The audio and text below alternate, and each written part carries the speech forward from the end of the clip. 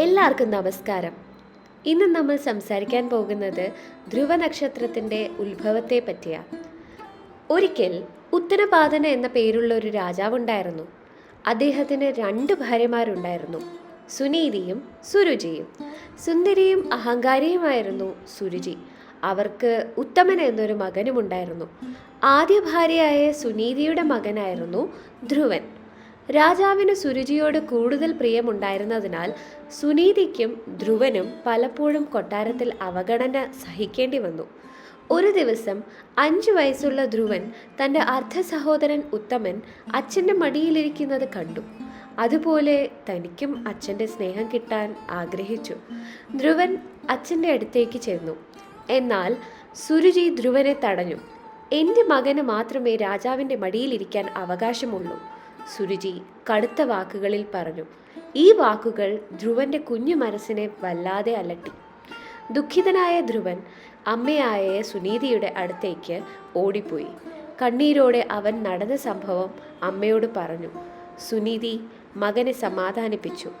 മകനെ, നിന്റെ വളർത്തമ്മയുടെ വാക്കുകൾ കഠിനമാണ്. എന്നാൽ യഥാർത്ഥ സമാധാനവും അനുഗ്രഹവും ലഭിക്കുന്നത് ഈശ്വരനിൽ നിന്നാണ്.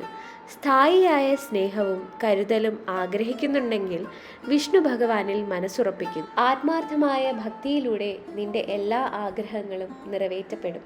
അമ്മയുടെ ഈ വാക്കുകൾ ധ്രുവന്റെ ഹൃദയത്തിൽ സ്പർശിച്ചു. അമ്മയുടെ വാക്കുകളിൽ പ്രചോദനം ഉൾക്കൊണ്ട് ധ്രുവൻ വിഷ്ണു ഭഗവാന്റെ അനുഗ്രഹം നേടാൻ തീരുമാനിച്ചു. താമസിയാതെ കൊട്ടാരം ഉപേക്ഷിച്ച് അവൻ കാട്ടിലേക്ക് യാത്ര തുടങ്ങി. കഠിനമായ തപസ് അനുഷ്ഠിക്കാൻ തുടങ്ങി. കാട്ടിലിരുന്നൊരു കുഞ്ഞു കുട്ടി തപസ് അനുഷ്ഠിക്കുന്നത് കണ്ട നാരദമുനി ധ്രുവനെ തപസ്സിൽ നിന്നും പിന്തിരിപ്പിക്കാൻ ശ്രമിച്ചു. കുഞ്ഞെ, നീ തിരഞ്ഞെടുത്തിരിക്കുന്നത് കഠിനമായ വഴിയാണ്. ഇത്ര ചെറിയ പ്രായത്തിൽ ഇത്ര കഠിനമായ തപസ് ചെയ്യേണ്ട കാര്യമില്ല. കൊട്ടാരത്തിലേക്ക് മടങ്ങുക. കാലം നിന്റെ മുറിവുകൾ ഉണക്കും, നാരദൻ പറഞ്ഞു. എന്നാൽ ധ്രുവൻ തൻ്റെ തീരുമാനത്തിൽ ഉറച്ചു നിന്നു. മുനിശ്രേഷ്ഠ, എൻ്റെ ഹൃദയം ഈശ്വരനെ തേടുന്നു. ഞാൻ മുന്നോട്ട് പോകുവാൻ തീരുമാനിച്ചു, ധ്രുവൻ മറുപടി നൽകി. ധ്രുവന്റെ ഭക്തിയിൽ മതിപ്പ് തോന്നിയ നാരദൻ ഓം നമോ ഭഗവതേ വാസുദേവായ എന്ന മന്ത്രം ധ്രുവന് ഉപദേശിച്ചു. ധ്യാനം ചെയ്യേണ്ട രീതികളും പഠിപ്പിച്ചു. അങ്ങനെ വർഷങ്ങളോളം ധ്രുവൻ ഭഗവാനെ ധ്യാനിച്ച് കാട്ടിൽ കഴിഞ്ഞു. ധ്രുവന്റെ ഭക്തിയിൽ സന്തുഷ്ടനായ വിഷ്ണു ഭഗവാൻ ധ്രുവന് മുന്നിൽ പ്രത്യക്ഷപ്പെട്ടു. ഈ പ്രപഞ്ചം ഉള്ള കാലത്തോളം നീ ഒരു നക്ഷത്രമായി ആകാശത്തുണ്ടാവും. നിന്റെ കഥ വരും തലമുറകൾക്ക് പ്രചോദനമാകും. ഇങ്ങനെ വിഷ്ണു ഭഗവാൻ ധ്രുവനെ അനുഗ്രഹിച്ചു. അങ്ങനെ ആ ബാലൻ ധ്രുവ നക്ഷത്രമായി ആകാശത്തിലേക്ക് ഉയർന്നു.